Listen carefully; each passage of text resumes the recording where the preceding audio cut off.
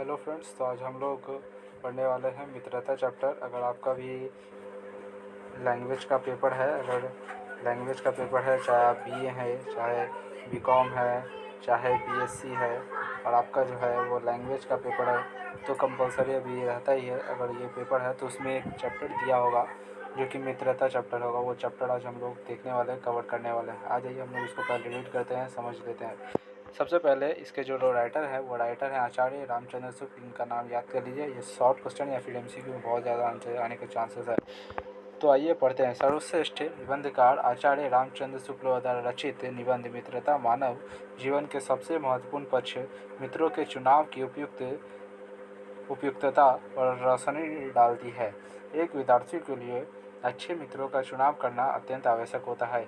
उसकी सफलता या विफलता मित्रों के चुनाव पर ही निर्भर करती है। इस पाठ का उद्देश्य मित्रों के चुनाव में सहयोग करना, यानी कि हम अपने दैनिक जीवन में अपने कैसे मित्र बनाते हैं, इससे ही हमारी सफलता या विफलता का परिणाम जो है वो पता चलता है। तो आइए इसी के साथ अब हम लोग अपना जो चैप्टर है इसे शुरू करते हैं। पहले क्या लिखा गया है। जब कोई युवा पुरुष अपने घर से बाहर निकलकर एक सेकेंड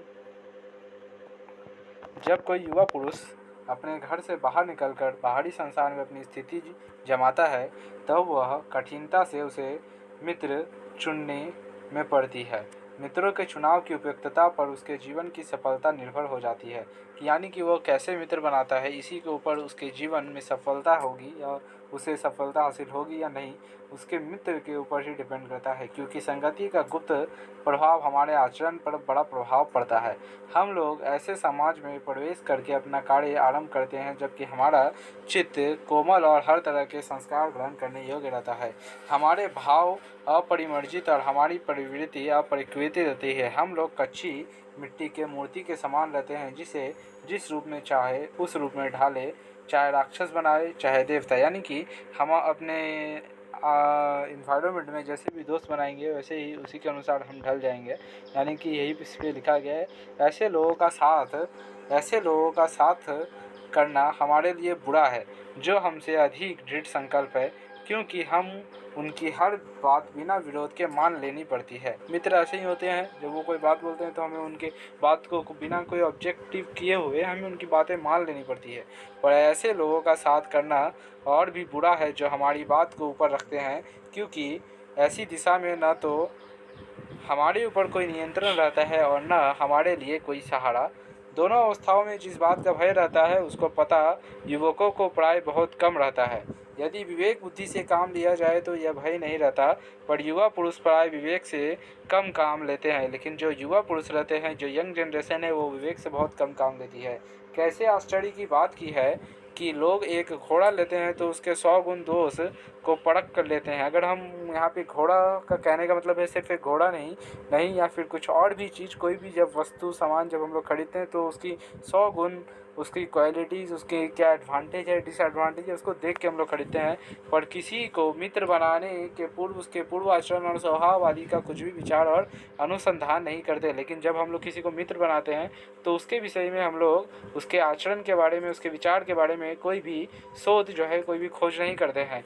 वे उसमें सब बातें अच्छी ही मानकर अपना पूरा विश्वास जमा देते हैं। हम लोग यही सोचते हैं कि हमारे जो दोस्त हैं वो बहुत अच्छे हैं। हंसमुख चेहरा, बातचीत का ढंग, थोड़ा चतुराई या साहस, यही 2-4 बातें ही हैं जो हम देखते हैं। किसी में देखकर लोग झटपट उसे अपना बना लेते हैं। हम लोग यह नहीं सोचते कि मैत्री का उद्देश्य क्या है, यानी कि दोस्त का उद्देश्य क्या होता है। क्या जीवन के व्यवहार में उसका कुछ मूल्य भी है? यह बात हमें नहीं सूझती कि यह ऐसा साधन है जिसमें आत्मशिक्षा का कार्य बहुत सुगम हो जाता है। एक प्राचीन विद्वान का वचन है, एक प्राचीन जो विद्वान थे उन्होंने कहा है, विश्वास पात्र मित्र से बड़ी भारी रक्षा रहती है। जिसे ऐसा मित्र मिल जाए उसे समझना चाहिए कि खजाना मिल गया हो। यानी कि विश्वास पात्र, जिस मित्र पे आप विश्वास कर सको, अगर आपको ऐसा मित्र मिल जाता है तो आप समझिए कि आपको एक खजाना मिल गया है। विश्वास पात्र मित्र जीवन की औषधि है, जिसे हमें अपने मित्रों से यह आशा रखनी चाहिए कि वो उत्तम संकल्पों से हमें सुदृढ़ करेंगे और दोनों त्रुटियों से हमें बचाएंगे। हमारे सत्य, पवित्रता और मर्यादा के प्रेम को पुष्ट करेंगे जब हम कुमार्ग पर रखेंगे। यानी कि जब भी हम कोई गलत रास्ते पर जा रहे हो तो वो हमें बताएं कि ये गलत रास्ता है, इस पर नहीं जाना चाहिए, हमें सचेत करेंगे। जब हतोत्साहित होंगे तब हमें उत्साहित करेंगे, यानी कि जब हम डिप्रेस्ड होंगे तब वो हमें मोटिवेट करने का काम करेंगे। सारांश यह है कि हमें उत्तम पूर्वक जीवन निर्वाह करने में वे हर तरह से हमारी सहायता करेंगे, ना कि वो हमें डीमोटिवेट करेंगे। सच्ची मित्रता में उत्तम बौद्ध की गुणता और परख होती है। अच्छी से अच्छी माता का धैर्य और कोमलता होती है। अच्छी से अच्छी माता का साधैर्य और कोमलता होती है। ऐसे ही मित्रता करने का प्रयत्न प्रत्येक व्यक्ति को करना चाहिए। छात्रावस्था में मित्रता की धुन सवार रहती है। मित्रता हृदय से उमड़ पड़ती है। जब भी कोई छात्रावस्था में रहता है, यानी कि जब कोई स्टूडेंट रहता है, तो उस अवस्था में उन लोगों को मित्रता करने की बहुत ही धुन सवार रहती है। इस स्थिति में वो किसी से भी मित्रता जो है कर बैठते हैं। सहपाठी की मित्रता। इस उक्त पंक्ति में हृदय के कितने भारी उथल पुथल का भाव बढ़ा हुआ है। किंतु जिस प्रकार युवा पुरुष की मित्रता स्कूल के बालक की मित्रता से दृढ़, शांत और गंभीर होती है, उसी प्रकार हमारी युवावस्था के मित्र बाल्यावस्था के मित्रों से कई बातों में भिन्न होते हैं। मित्र केवल उसे नहीं कहते जिसके गुणों तो हम प्रशंसा करें, मित्र उसे ही नहीं कहते जिसके गुणों की हम प्रशंसा करें, पर जिसे हम स्नेह न कर सकें, जिसे हम प्यार न कर सकें, जिससे अपने छोटे छोटे काम ही हम निकालते जाएं, जिससे सिर्फ अपना काम निकाले ये भी नहीं, पर भीतर भीतर घृणा करते रहें। मित्र सच्चे पथ प्रदर्शन के समान होने चाहिए, यानी कि वो हमें सच्ची राह दिखाएं, जिस पर अपना पूरा विश्वास कर सके कि हाँ, अगर ये बात कोई कह रहा है तो ये सही कह रहा होगा। मित्र भाई के समान होने चाहिए, जिसे हम अपना प्रीति पात्र बना सके। हमारे और हमारे मित्र के बीच सच्ची सहानुभूति होनी चाहिए। ऐसी सहानुभूति कि एक के हानि लाभ को दूसरे का हानि लाभ समझे। मतलब अगर एक का लाभ होता है तो वो दूसरे का लाभ समझे, और अगर एक का लॉस होता है तो दूसरे का भी लॉस समझे। मित्रता के लिए यह आवश्यक नहीं कि दो मित्र एक ही प्रकार का कार्य करते रहे या एक ही रुचि के हो। यह भी जरूरी नहीं कि वो उनका रुचि एक ही हो। प्रकृति और आचरण की समानता भी आवश्यक या वांछनीय नहीं है। दो भिन्न प्रकृति के मनुष्य में बराबर प्रति और मित्रता रहती है। राम धीर और शांत प्रकृति के थे। लक्ष्मण उग्र और उद्भव स्वभाव के थे, लेकिन फिर भी दोनों भाइयों में अत्यंत प्रगाढ़ स्नेह था। जबकि दोनों भाई जो है उनकी रुचि अलग अलग है, एक तीव्र गुस्से वाला है और एक बहुत ही शांत प्रकृति का है, फिर भी उनके बीच में इतना प्यार है। उन दोनों की मित्रता खूब निभी। यह कोई बात ही नहीं कि एक स्वभाव और रुचि के लोगों में ही मित्रता हो सकती है, यह गलत बात है। समाज में ही विभिन्नता देखकर लोग एक दूसरे की ओर आकर्षित होते हैं, यानी कि बहुत सारी विभिन्नता को देख के हम लोग अट्रैक्ट हो जाते हैं। जो गुण हम में नहीं है, हम चाहते हैं कि कोई ऐसा मित्र मिले जिससे वो गुण हो। ऐसा भी चीज हो सकता है। चिंताशील मनुष्य प्रफुल्लित चित्र का साथ ढूंढता है। निर्बल बलि का, धीर उत्साही का, उच्च आकांक्षा वाला चंद्रगुप्त युक्त और उपाय के लिए चाणक्य का मुंह ताकता है। नीति विशारद अकबर मन बहलाने के लिए बीरबल की ओर देखता है। नेक्स्ट हम लोग देख लेते हैं, कुसंग का जड़ सबसे भयानक होता है। यानी कि किसी के साथ अगर गलत व्यक्तियों के साथ आप मिलने लगे हैं तो उसे ही हम लोग क्या कहेंगे, कुसंग कहेंगे। और ये जो इसका जो बुखार चढ़ता है लोगों को, ये बहुत ही भयानक होता है। यह केवल नीति और सद्विवृत्ति का ही नाश नहीं करता, यह बस आपके दिमाग पे ही चढ़ जाता है, बल्कि बुद्धि का भी क्षय करता है। किसी युवा पुरुष की संगति यदि बुरी होगी तो वह उसके पैरों में बंधी चक्की के समान हो जाएगी, जो उसे दिन रात की अवनति के गड्ढे में गिराती जाएगी। और यदि अच्छी होगी तो सहारा देने वाली बहू के समान होगी, जो निरंतर उन्नति की ओर ले जाएगी। यहाँ पे बहू के साथ उसका जो है कंपेयर किया गया है। इंग्लैंड के एक विद्वान ने युवावस्था में राज दरबारियों में जगह नहीं मिली। इंग्लैंड के एक जो महान विद्वान थे, उनको युवावस्था में, जब वो युवा थे तो राज दरबारी में जगह नहीं मिली।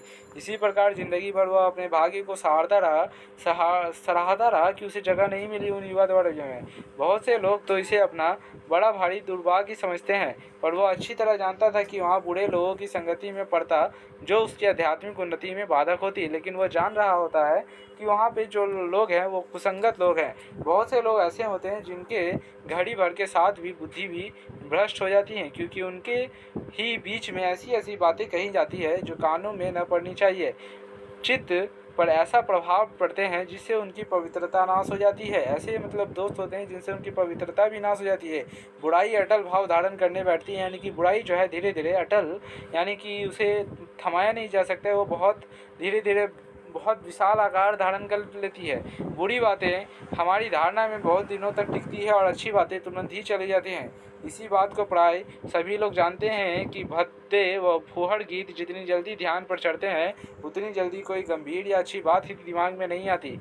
जिन भावनाओं को हम दूर रखना चाहते हैं, जिन बातों को हम याद नहीं करना चाहते हैं, वे बार बार हृदय में उठती हैं और हृदय को बेचती हैं। ऐसी बातें जो हमें अच्छी नहीं लगती वो बार बार हमारे दिमाग में आती है, और जो अच्छी भी लगती हैं वो दिमाग से जो है ऐसी बातें बहुत देरी के बाद आती हैं। अतः तुम पूरी चौकसी रखो, ऐसे लोगों को साथी न बनाओ जो अश्लील, अपवित्र और फूहड़ बातों में तुम्हें हंसाना चाहे।